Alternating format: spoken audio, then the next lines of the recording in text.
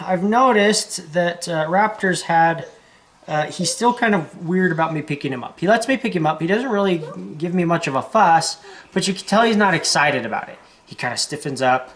Sometimes he hisses. And like I said, nothing really serious. He doesn't run away. He doesn't bite me, but it's just kind of annoying that it's obviously a negative thing still. I've tried just kind of leaving my arm in the terrarium and see if he'll like climb out.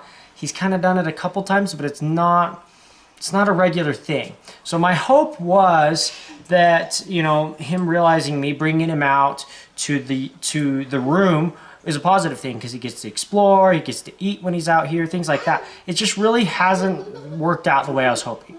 So I'm going to do what in falconry is called tidbitting. Basically, I'm going to give him a lot of small rewards over and over and over again. And in this purpose, it's really to get my hand coming in and lifting him up. We're trying to turn that into a positive thing. I've done this with mink, obviously, like I mentioned, done this with birds of prey. It works wonderfully. I don't know why it wouldn't work with a monitor. So let's give it a try.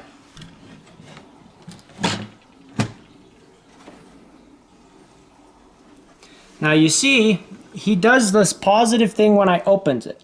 He looks around, oh cool, the guy's gonna get me out, I love it. But the minute I go to touch him, he switches into, oh, I don't like this mode. So let's try and turn that into a positive. So I'm not gonna call him, I'm not gonna do anything, just gonna reach in and pick him up. And you'll see he does this weird little struggle thing.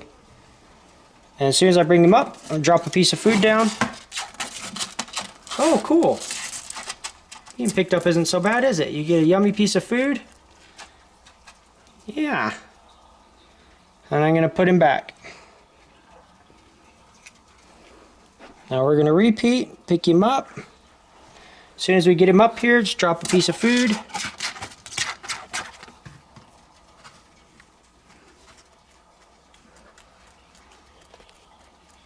So we don't really want him to associate our hands directly with food. We want him to indirectly associate our hands with food, meaning the hands aren't bringing him the food, the hands bring him to the food. I don't know if that makes any sense, but there is a significant difference between bringing the food and bringing him to the food. So you saw he got a little nervous when I reached in.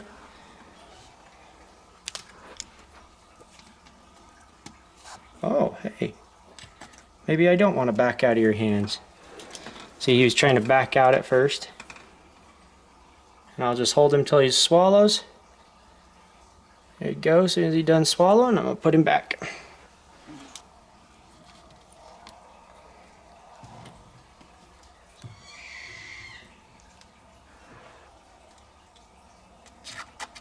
Yummy. Bet you love those wax worms.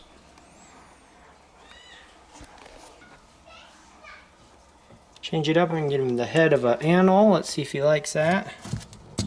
Yummy. Lizard head.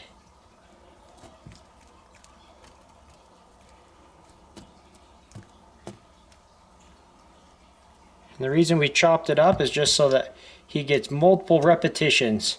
He could have swallowed that animal whole without any problem. But I chopped it up into several sections so that we could increase the number of repetitions while we go through this exercise of tidbitting.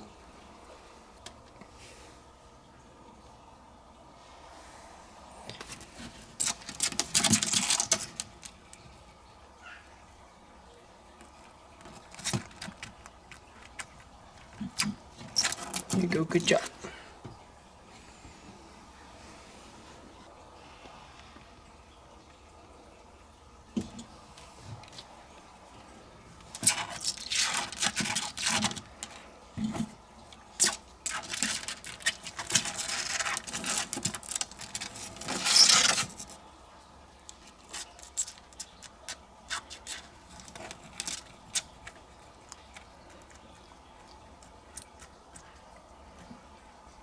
So it worked reasonably well, and the idea is that eventually he'll perceive my hand coming in as a positive thing instead of a negative thing.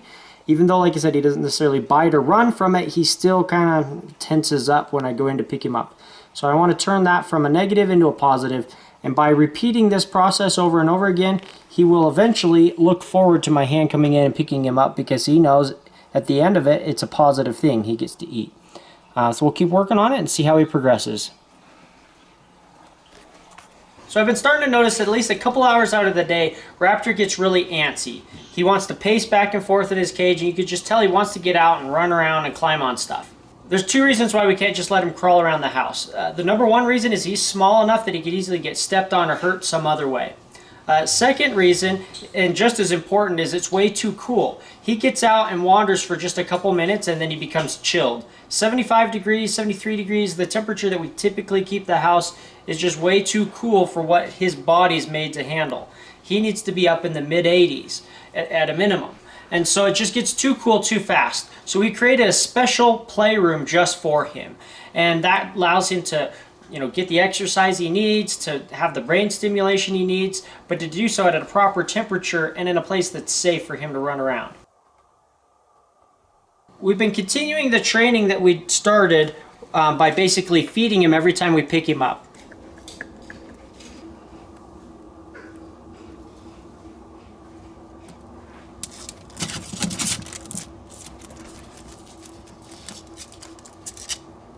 And that helps to make me picking him up become a positive thing.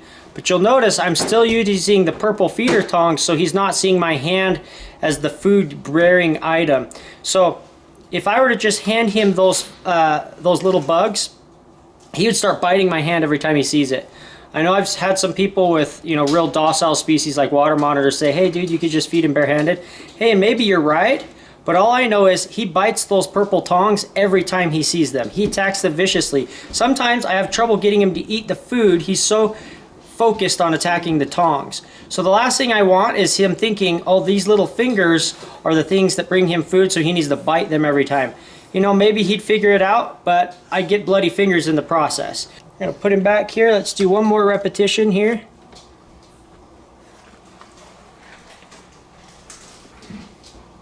See, he sees my hand, and he knows my hand is nothing more than the ladder to get to the food. He doesn't attack my hand and he immediately goes for the food, but he will regularly attack those tongs instead of the food item. That's part of the reason I drop it when I give it to him. So anyway, let's take him to the playroom now.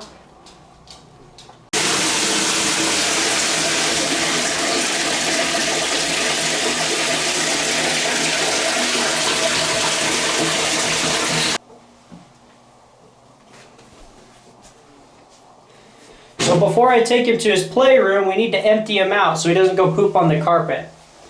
So I'm going to put him in a little tub of warm water. And for some reason, monitor lizards, when they get in the warm water, or any water really for that matter, it makes them want to go to the bathroom. And so by leaving him in here, we just leave him here for a couple minutes. He'll typically go to the bathroom and empty out his digestive tract, which makes it so he's highly unlikely to go to the bathroom on the floor when he's playing in his playroom. And there we go, it only took a couple minutes. So then when I pick him up here, I don't offer him a treat. So I typically offer him a treat whenever I pick him up. But in the water bath, he typically wants to come up on his own. We'll see. He looks like he's having a little more fun in the water. But usually by the time I come to get him out, he's ready to get out.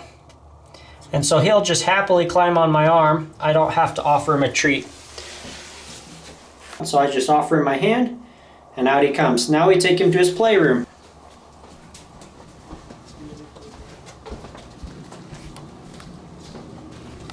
So this is his little playroom. I'll just put him on the ground, or maybe let him climb up a branch. Whatever he wants. So we've got everything set up to make him comfortable in this little playroom. This is obviously temporary. If you notice, we've got carpet on the ground. That wouldn't work very well long term. Also, the walls are just regular paint. There's nothing to protect them from moisture. So this is just super temporary, since he's obviously outgrowing his aquarium far faster than I expected. And it's not so much growth as it is his desire to travel and explore and get exercise. He can pick which surface he wants to bask under. And just like in his terrarium, the hottest point in here is in the 140s. So the room, if we just kept it at regular room temperature for the rest of the house would be way too cold. So this is what keeps the room warm. This is a little space heater. It's got a fan, so it blows the heat throughout the room, and it's made of plastic. So he can literally climb right on here while it's running, and it will not burn him. He can touch anywhere on this unit or lay anywhere on this unit for a long period of time while it's running full blast. It will not hurt him. Obviously, the hot air coming out will eventually get warm enough that he'll be uncomfortable, but it's not hot enough to burn him. So it's safe to leave in here while he's climbing around. Also, these cracks are not big enough for him to climb in, so he's not going to be able to enter inside of the unit itself. So that's very important to know. Everything I just mentioned is very important because you don't want him to burn himself on the unit. So I can safely leave this running to keep the room at the ambient temperature of, like I said, 84 to 86 degrees. Now, 84 to 86 degrees is in the cool spots of the room. If you measure up here where he is right now, it's actually in the low 90s. So the temperature, of course, heat rises. So here where he's sitting right now is probably, I'm guessing, like 93 degrees. Also, those space heaters suck the moisture out of the room. Plus, we're living here in Utah, it's pretty dry here. So I have right here a humidifier. We do not leave this humidifier running while he's loose because the steam could burn him. But what I do is, since this is a temporary playroom that he's in for a couple hours a day, we turn the humidifier and the heater on for about an hour before he comes to play. That way the temperature and the humidity increases in the room. So the humidifier doesn't stay on while he's in the room. It just gets the humidity up before he comes in so that it's not super dry.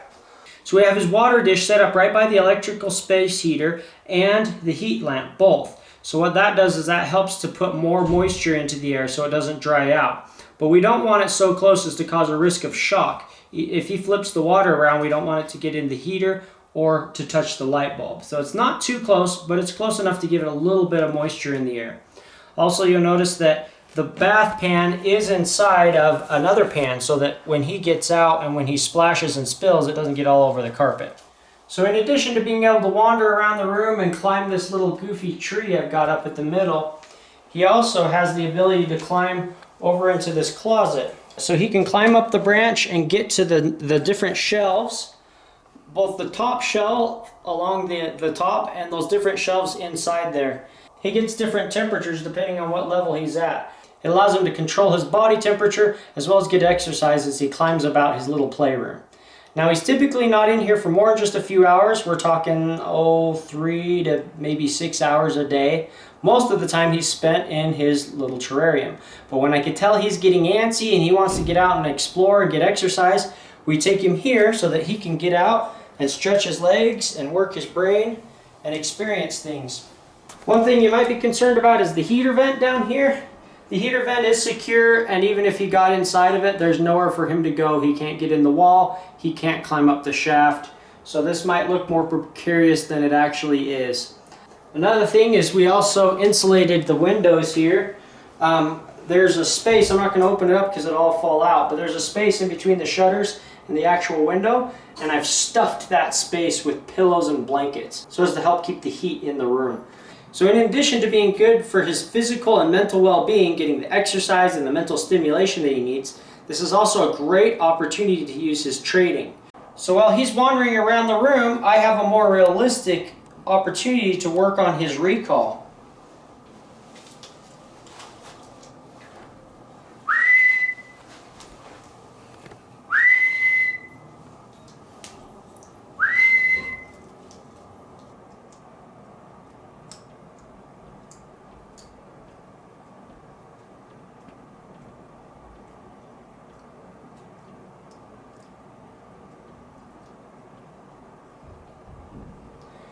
And so when I'm ready to put him away, I just come in, call him, give him his meal. If we're giving him multiple small things, we do several repetitions. If we're doing something larger, we just do one repetition.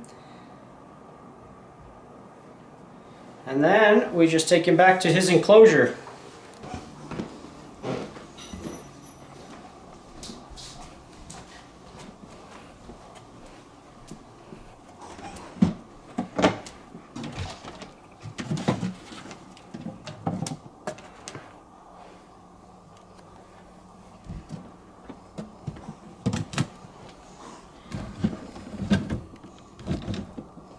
And there he goes. Now he's back home again.